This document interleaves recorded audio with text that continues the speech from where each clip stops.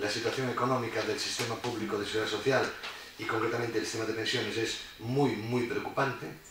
Se ha utilizado el fondo de reserva de la seguridad social, que como recordamos es un fondo que fue creado en su momento para ir acumulando parte del superávit de la seguridad social que ha habido durante los años anteriores, y se ha estado utilizando como consecuencia de la crisis y del que se han estado ingresando menos dinero del que se ha estado gastando en el sistema público de seguridad social en general y de pensiones en particular, y realmente queda poco dinero en el fondo de reserva.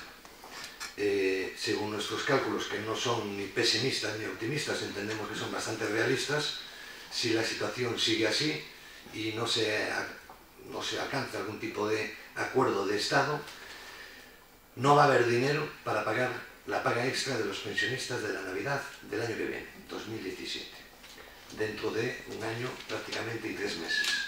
Y resulta que un tema tan importante y ningún político está hablando de esta materia, ¿no? Entendemos que primero queremos destacar un aspecto muy importante. El sistema público de seguridad social es la única política de Estado a la que el Estado y los políticos le exigen que tenga superávit, que se sostenga económicamente por sí sola, ¿no? Esto realmente choca. El sistema, no sé, penitenciario español no genera superávit, solo produce pérdidas. El sistema judicial, el sistema, la construcción de carreteras, todo eso no da más que pérdidas. Las grandes políticas de Estado solo producen pérdidas económicas, que en el fondo es una inversión en el país. Pero resulta que al sistema público de pensiones se le ha pedido siempre, que se mantenga con sus propios ingresos. Bueno, pues queremos destacar que durante más de 60 años el sistema público de seguridad social en España ha generado superávit. Es decir, todos los años, en los últimos 60 años, se ha recaudado más dinero en concepto de cuotas de la seguridad social, empresarios, trabajadores, autónomos, del que se ha gastado. Eso todos los años durante más de 60 años. Ese superávit no se ha ido guardando en un fondo de reserva más que en los últimos años.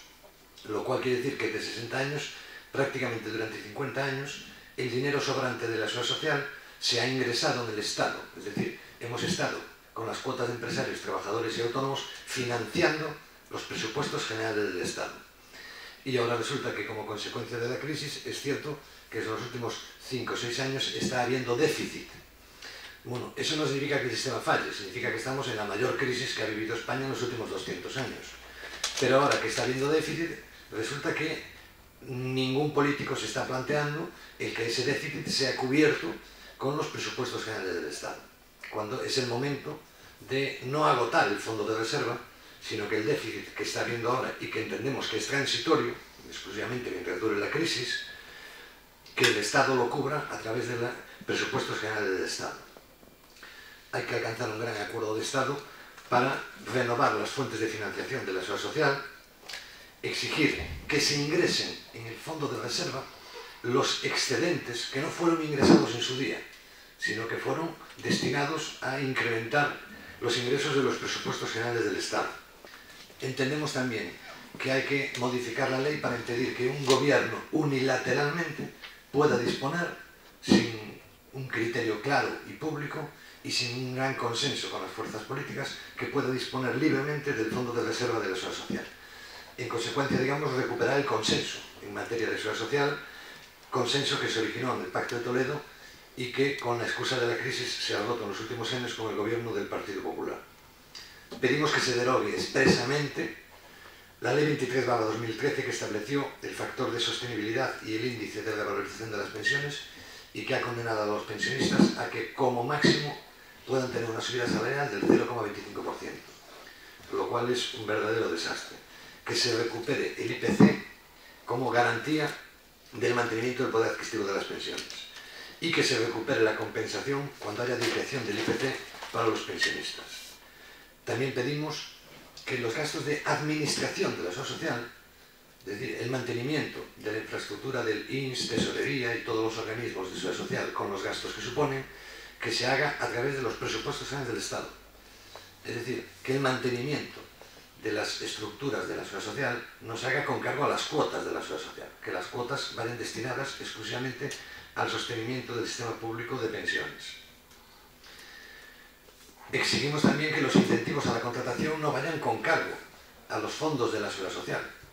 Aparte de que discrepamos profundamente con que las bonificaciones que está habiendo para las contrataciones estén siendo realmente útiles, matemática y económicamente está demostrado que no funcionan como incentivo a la contratación, pero es que encima se están pagando esas bonificaciones con cargo a las cuotas de la seguridad social, cuando debería ser con cargo a los presupuestos generales del Estado, ¿no?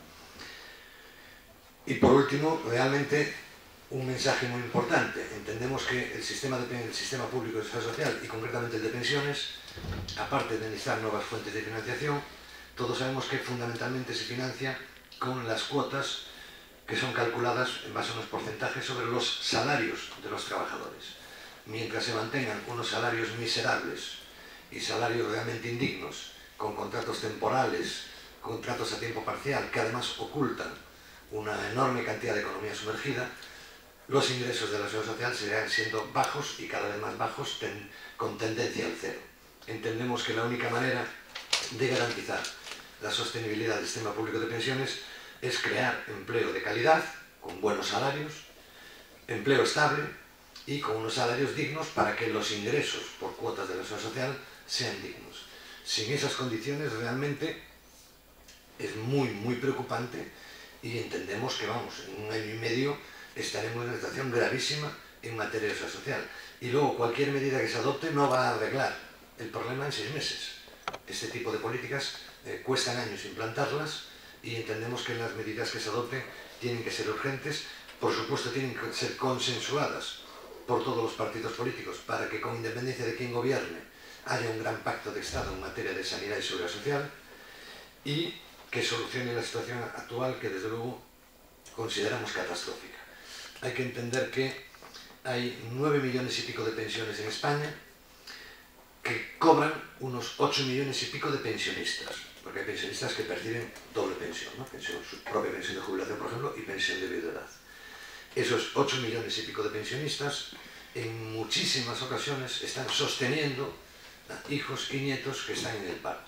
Son el sustento último o el recurso económico último de familias enteras. No es solo el dinero de la pensión del abuelo o la abuela o del padre o la madre, sino que con ese dinero están viviendo un montón de familias.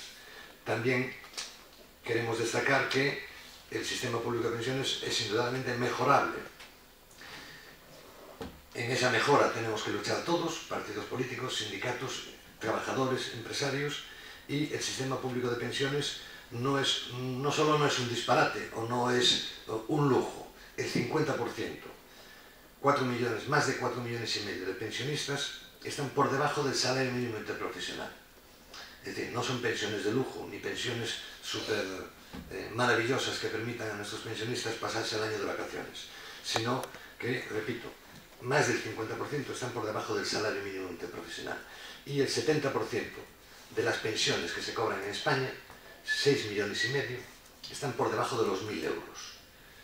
Bueno, pues siendo esas cuantías dignas, pero desde luego mejorables, ¿vale? En ningún caso pensiones de lujo, hay que defenderlas a muerte y se tienen que poner de acuerdo todos los partidos políticos, ¿no? Ese es el resumen de mi mensaje y no sé, Valentín, ¿quieres añadir algo más? Bueno, pues simplemente algunas, digamos, anotaciones á situación en Galicia, non?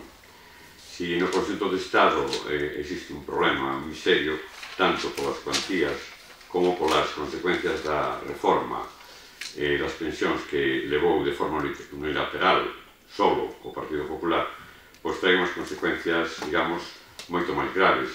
Aquí temos a pensión media máis baixa do Estado e as provincias de Ourense e Lugo, como provincias, están tamén na cola, incluso por debaixo de Ceuta e Melilla. E se temos en conta que esta é unha cuestión que vai a perdurar no tempo, porque a propia reforma contempla que mentras os ingresos e os gastos na seguridade social sean negativos como está ocorrindo, non vai haber unha subida superior ao 0,25. Estamos falando que para unha pensión media en Galicia representa 1,5 € cada mes, nin o prezo dun café. E, por outra parte, en Galicia o 54% das pensións están por debaixo do salario mínimo interprofesional, é dicir, por debaixo dos 655 euros, o que representa que moitas persoas están nunha situación absolutamente crítica e rozando o umbral da pobreza.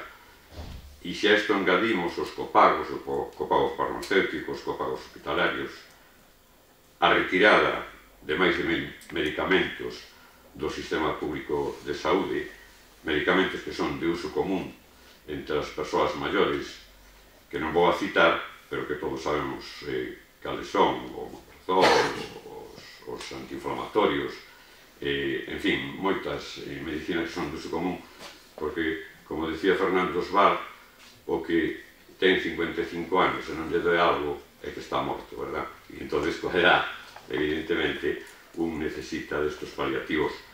É certo tamén, xa o apuntaba o compañero Baneira, que aquí en Galicia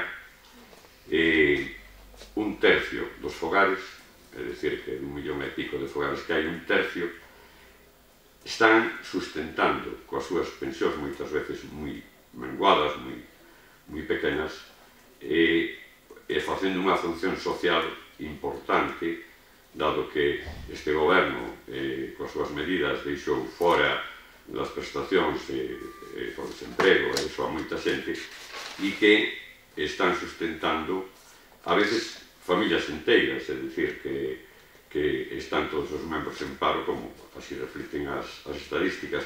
Por tanto, se non fora por este colchón, seguramente nos peores momentos da crise houbera podido producirse unha explosión social.